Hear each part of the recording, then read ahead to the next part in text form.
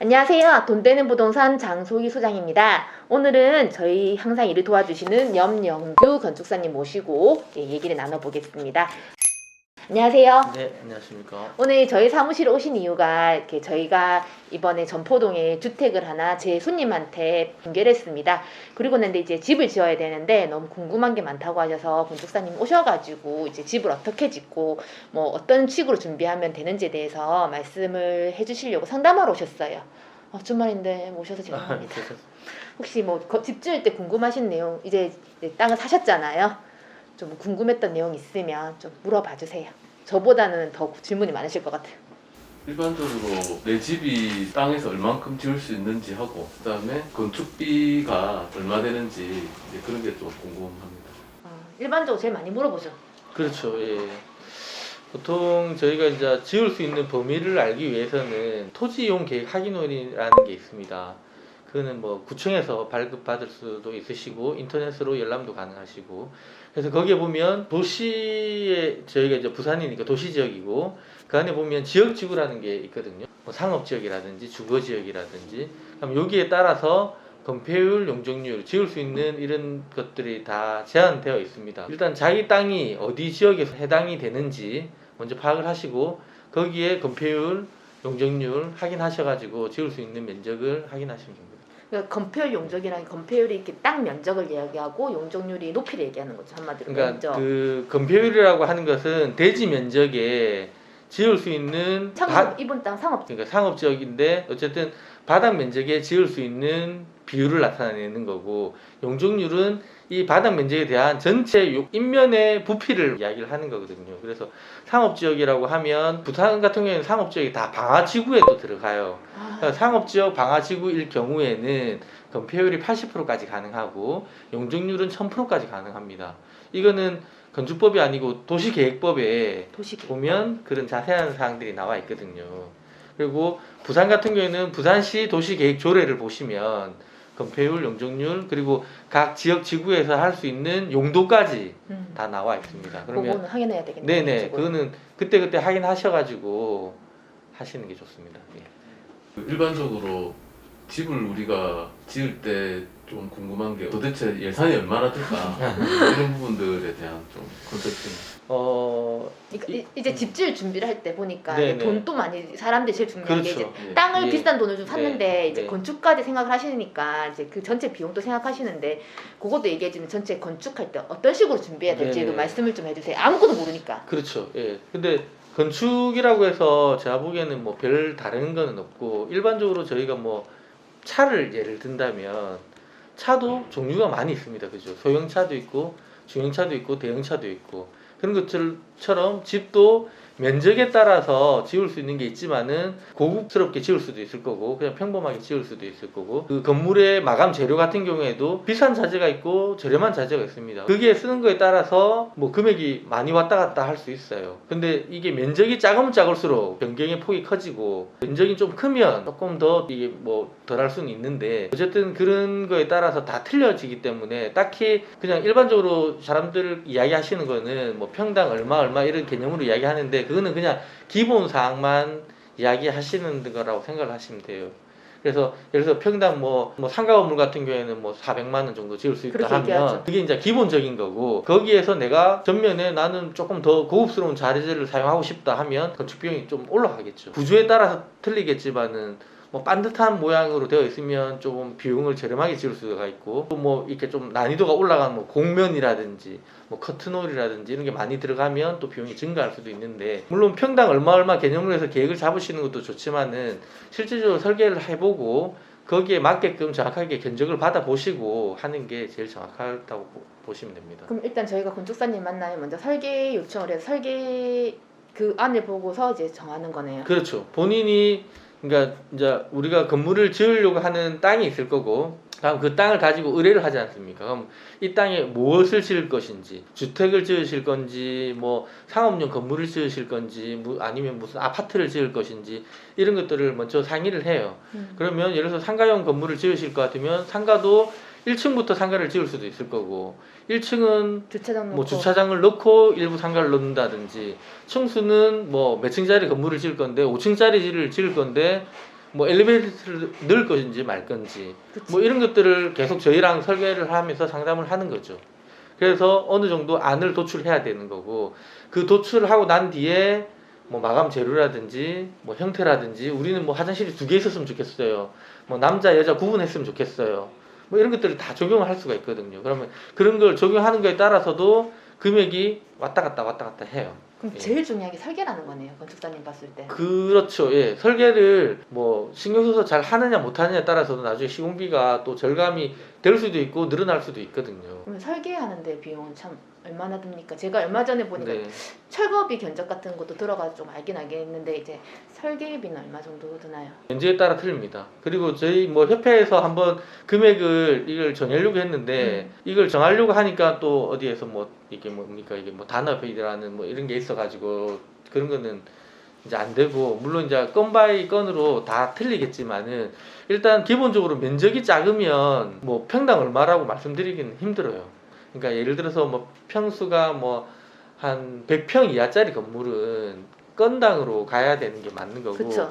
혹시 이제 100평이 넘어간다면 뭐 평당 설계비가 뭐 10만 원이 될 수도 있고 8만 원이 될 수도 있고 이렇게 뭐 내용에 따라서 좀 변경이 틀려질 수도 있는 거죠. 100평 이하 때 건당 설계비가 뭐 디테일에 따라 다르긴 하지만 얼마 정도 하나요? 요즘은 저희가 뭐 이제 건축 설계도 분업화가 많이 돼가지고 건축 설계만 하는 게 아니고 전기, 뭐 그치. 기계, 뭐 소방, 통신, 뭐 다 놓잖아요. 구조 설계 이런 걸 다 해야 되기 때문에 그럼 외주비가 또 발생이 돼요. 그래서 이게 뭐 면적이 예를 들어서 작다고 뭐 예를 들어서 뭐 10만 원 주고 일을 시킬 수는 없거든요. 아 전혀 아니죠. 저희가 그- 가설계를 뽑을 때도 10만 원 정도 드리잖아요. 그러니까 보통. 가설계를 해도 요즘에 한 2, 30만 원 주고 가설계를 최소 하는데 가설계도 그 정도 드는데. 예, 그렇게 하는데 이걸 갖다가 예를 들어서 뭐 면적이 작다고 해서 뭐 10만 원 주고 저희도 외주를 줄 수는 없는 상황이고 그래서 이제 건당 금액이 생긴 거거든요. 그래서 100평 같은 경우에는 보통 저는 기준으로 한 800만 원 정도 일단은 보고는 있는데 뭐 또 이제 상황에 따라서 그다음 또 조정이 되겠죠. 저도 예. 알기로 베리에이션에 따라서 500만 원에서 1000만 원까지 네. 그런 식으로 왔다 좀 갔다 많이 합니다. 들었어요. 예, 맞습니다. 예, 다른 분들도 얘기를 들으니까 그 정도 선을 생각해서 네, 근데 네. 가격이 비싸 뭐 콘센트 위치 작은 것까지 뭐 하수구 위치 작은 거 다 잡는 디테일까지 들어가면 가격이 더 높아가는 그렇죠. 거거든요. 예. 그러니까 퀄리티에 따라 인허가 비용만 인허가에 대한 설계만 할 건지 아니면 실질적으로 좀 세부적으로 정말 콘센트 위치라든지 아니면 인면 모양도 뭐 3D 투시도로에도 비슷한 걸 하나 만들어낼 건지 그러면 이 투시도 하나 그리는 것들도 비용이 저희가 뭐 한 100만 원씩 주고 의뢰를 하거든요 보면. 그쵸. 예. 그래서 예, 그런 비용들 때문에 이것도 좀 왔다 갔다 할 수 있는 소지가 있습니다. 그 설계할 때 보니까 이제 건축사님 같은 경우는 그 사람들한테 원하는 모양을 일단 가져오라고 사진을 많이 찍어오라고 하잖아요. 저 같은 경우에는 물론 제가 뭐 몇 개 제시도 해드리지만은 디자인이라는 게 짓고자 하는 사람의 마음에 드는 게 제일 좋아요. 맞아. 그렇잖아요. 아무리 유명한 작가가 멋지게 한 걸 들고 왔는데 내 마음에 안 들면 그건 뭐 형편없는 거고 이거 어디 가서 차 타고 지나가다가 봤는데 참 마음에 들더라. 그럼 그 사람한테는 그게 제일 좋은 건물이에요. 그래서 저는 건축주분들한테 항상 하는 이야기가 지나가다가 요즘 휴대폰으로 잘 찍히니까 항상 괜찮은 건물이라든지 괜찮은 재료라든지 아니면 이거 못 보던 일반적이지 않는 뭔가가 있으면 찍어 오셔라. 그럼 찍어 와서 이게 어떤 재료이며 어떤 형태이며 어떤 거라서 우리도 이런 걸 적용할 수가 있다 없다 이런 것들을 상담을 해드리거든요. 그렇죠. 그러면 좀 더 본인이 원하는 좋은 거를 디자인 좋은 건물을 지을 수가 있겠죠. 여기 적부동 같은 경우를 예를 들었을 때 이제 주차를 안 하고 지을 수 있는 그 규모가 네네. 상업지하고 주거지에 따라서 어떻게 다른? 저희가 이제 주차 대수를 산정하는 거는 건물의 용도에 따라서 주차 면적을 다르지. 산정을 하거든요. 근데 보통 이제 우리 상업용 건물인 근린생활시설 건물을 예를 들면 이제 보면 그거는 이제 주차장법이라는 게 따로 있습니다. 주차장법이 따로 있고 부산시에는 부산시 그 주차장 조례가 있어요. 그 조례 안에 보면 이제 각 용도에 따라서 용도의 면적에 따라서 그러니까 주차 대수 해라는 게 나와 있거든요. 그러면 저희가 근린생활시설 같은 경우에는 134입에당 한 대를 해라고 되어 있습니다. 그러면 134입에가 평으로 따지면 한 40평 정도 40평. 되고 그러니까 그런데 저희가 산정을 해가지고 1대가 넘어가면 1대를 해요. 그러니까 1이 넘어가면 1대를 하고 그 이후로는 이제 반올림을 하는 거죠. 1.5대가 넘어가면 2대가 되고 2.4대가 되면 2대가 되고 또 2.5가 넘어가면 또 3대가 되고 이렇게 되는데 1대 기준으로 만약에 예를 들어서 0.99대가 나왔다. 그러면 안 하셔도 돼요. 1대 미만은 예를 들어서 1대 미만은 뭐 안 할 수 안 있기 해도 때문에 있고. 예를 들어서 상업용 건물을 내가 40평만 지을 것 같다 하시면 주차를 안 하고도 건물을 지을 수가 있는 거죠. 연면적 기준. 근데 그게 상업이랑 주거랑 같이 복합으로 들어가면 또 산정이 합산으로 그렇죠. 들어가야 예. 됩니다. 각 용도별로 합산해서. 각각 해서 합산을 하거든요. 그럼 상업 뭐 용도로 예를 들어서 근생 용도로 뭐 0.5대 그렇게 나누어져서 그걸 합산해서 어쨌든 주차 대수를 산정을 하거든요. 그래서 뭐 조그만 땅 같은 경우 전포동에는 작은 땅들이 많다 보니까 작은 땅에서 건축을 하다 보면 이제 주차를 1층에 넣어버리면 뭐 1층에 어찌 보면 새가 제일 많이 나오지 않습니까? 아휴, 얼굴이죠. 그 건물의 전체가 1층에서 어쨌든 뭐 새가 다 나오는 부분인데 1층에 주차를 해버리면 또 그만큼 또 죽게 되고 1층에 뭐 계단 뭐 주차장 뭐 이래 들어가 보면 할 게 없어요. 나중에 화장실도 들어가야 될 맞아. 거고 그러다 보니까 이거를 뭐 판단은 해야겠지만은 주차를 안 넣고 할 수 있는 범위로 하는 게 작은 땅에서는 효율이 더 좋다라는 거죠. 그러면 혹시 예전 건물을 할 때는 무허가들이 많은데 네네. 그거를 이제 양성화할 수 있는 방법이 아 그래 그 어떤 많이 방법이 물어봤다. 있는지 좀. 저희가 그 일단은 무허가 건물은 불법 건물이라서 그쵸. 철거를 하는 게 원칙입니다. 음. 철거를 하는 게 원칙인데 이거를 양성화하는 방법이 두 가지가 있어요. 너무 많이 물어요 최근에. 예, 하나는 이제 추인이라는 제도인데 추인이라는 제도는 우리가 뭐 부득이하게 허가를 뭐 받아가지고 짓다가 뭐 준공을 안 받았다는 건물이라든지 아니면 아예 뭐 그냥 불법으로 지었다는 건물이라든지 이런 건물일 경우에 추인이라는 제도는 뭐냐면 다행히 그렇게 불법으로 지었지만은 건축법상의 문제가 없다. 이럴 경우에는 팽이는 먼저 했지만은 뒤늦게라도 설계 도면을 맞게 건축법에 문제가 없다라고 설계를 해서 받으면 그게 양성화가 될 수가 있어요. 근데 그 기준이 올해면 올해 기준이고 내년이면 내년 기준이고. 그렇죠. 건축법이라는 게 건축법뿐만 아니라 뭐 불이 나면 소방법, 무슨 지진 오면 뭐 구조 관련법, 뭐 이런 법들이 요즘에 계속 강화되고 있어요. 너무 스트릭트해. 그래서 예전에 그래 물법으로 지었던 건물들이 현행법에 안 맞을 확률이 거의 뭐 99%죠. 99%. 양성화 포기해야 될 예, 정도로. 뭐 그래서 단일법도 있고. 그렇게 추인으로 해서 양성하는 게 거의 불가능하다 보시면 돼요. 근데 두 번째 방법은 뭐가 있냐면 한 번씩 그 국회에서 한 4, 5년에 한 번씩 보면 그 특별법으로 해가지고 양성화를 해줘요. 그럼 그거 같은 경우에는 그 특별법에는 건축법에 맞지 않더라도 그걸 해주거든요. 양성화를. 대신에 이제 건축선을 넘어가면 안 돼요. 우리 땅이 뭐 옆 땅에 넘어가 있다든지 이런 건 안 되고 우리 땅 내에 있으면 건축법에 안 맞는다 하더라도 해주는 그런 뭐 특별법이 한 번씩 하거든요. 4, 5년에 한 번씩 하는데 그런 시점에 맞춰가지고 양성을 하시는 건 나쁘지 않는 거죠. 그러니까 특별법은 공고가 크게 나진 않고 그냥 네, 김구청 홈페이지 맞아요. 계속 봐야 되잖아요. 그냥 수시로 나도 모르게 지나가잖아요. 그러니까 보통 그런 경우가 많은데 저희 같은 경우는 또 알 수 있는 길이 있으니까 만약 알게 되면 제가 어쨌든 우리 장소님한테 연락을 드려가지고 지금 그런 기간이라 하더라 그러면 주변에 알려가지고 할 수 있는 거를 하는 게 좋겠죠. 예. 정말 그래 되면 건축물 대장하고 이렇게 다 완성돼서 나오거든요. 예. 그래서 특별법 그거 진짜 유심히 보시는 거 네. 너무 그걸 많아요. 계속 정보가. 해왔는데 지금 아마 제 생각에는 또 곧 아마 할 시점이 올 계속 겁니다. 예. 이거는 이렇게 전포동에 건물 가지고 계신 분이나 무허가 가지고 계신 분들은 계속 가는 홈페이지. 근데 그 시점에 왔을 때 불법이 있으면 하시면 좋은데 또 자기가 그냥 아유 지금까지 살아왔는데 뭐 아무 이상 없었다 굳이 이거 비용 뭐 예를 들어서 양성하는데 또 비용이 들어가니까 비용 들여가지고 굳이 할 필요 없다라고 하시는 분들도 있거든요. 그래 되면 또 세금도 내야 되고 이런 게 생기기 때문에 그렇지.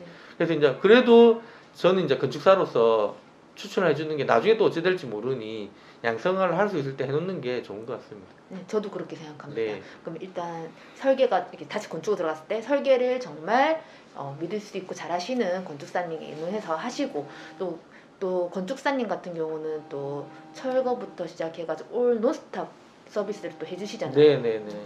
그렇게 하시면 될 것 같아요. 참 제가 이렇게 건축 설계 일을 하다 보니까 일반 우리나라 대한민국 국민들 중에 네네. 자기 집을 짓는다는 게 정말 많지 않은 분들이 하는 작업이에요, 진짜. 아, 또 그리고 그 개인 입장에서도 평생에 뭐 한두 번 할까 말까 하는 이런 어찌 보면 안 건데 이걸 갖다가 진짜 뭐 돈에 쫓겨가 물론 돈이 중요합니다. 금액적으로 정말 중요하지만은 돈에 쫓겨서 대충 짓는 것보다는 조금 돈을 더 쓰더라도 내가 원하는 제대로 된 집을 짓는 게 훨씬 낫지 않을까. 왜냐면 예전에는 건축 기술력이라든지 이런 게 많이 떨어지다 보니까 건축물의 수명이 뭐 기껏해야 뭐 30년 이래밖에 안 됐거든요. 근데 요즘 워낙 기술이 좋아져서 뭐 작게는 50년, 많게는 100년까지도 갈 수 있는 집을 지을 수가 있어요. 그러면 이 100년 동안에 있는 건물을 내가 이 돈 뭐 1, 200만 원에 그냥 대충 짓고 마는 것보다도 멋지게 한번 지어보는 것도 나쁘지 않다고 생각하기 때문에 조금 건축 설계하시는 건축사님들하고 의논을 하셔서 조금 더 뭐 나중에 내가 이 집을 팔고 가더라도 아 부산에 있는 전포동에 어떤 건물 내가 그때 지었었다 설계했는데 관여했었다 하면 정말 자기도 뿌듯하거든요. 맞아요. 예, 그럼 그런 건물들이 막 나중에 봐서 형편없는 건물보다는 옆집 주변에 있는 집들보다는 조금 더 나은 건물이 되어 있으면 자기도 뿌듯하고 설계한 저도 뿌듯하고 중개사 입장 임대료 예, 많이 예, 받으죠. 그런 것도 좋고요. 예.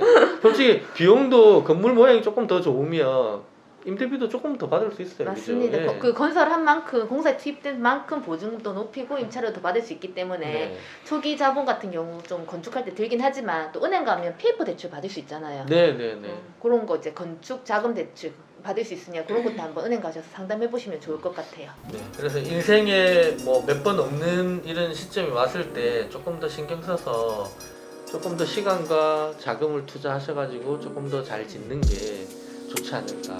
저희 시그니처 건물 지어주실 거죠? 아, 네. 알겠습니다. 열심히 땅 섭외하겠습니다. 감사합니다. 네. 네, 수고하셨습니다.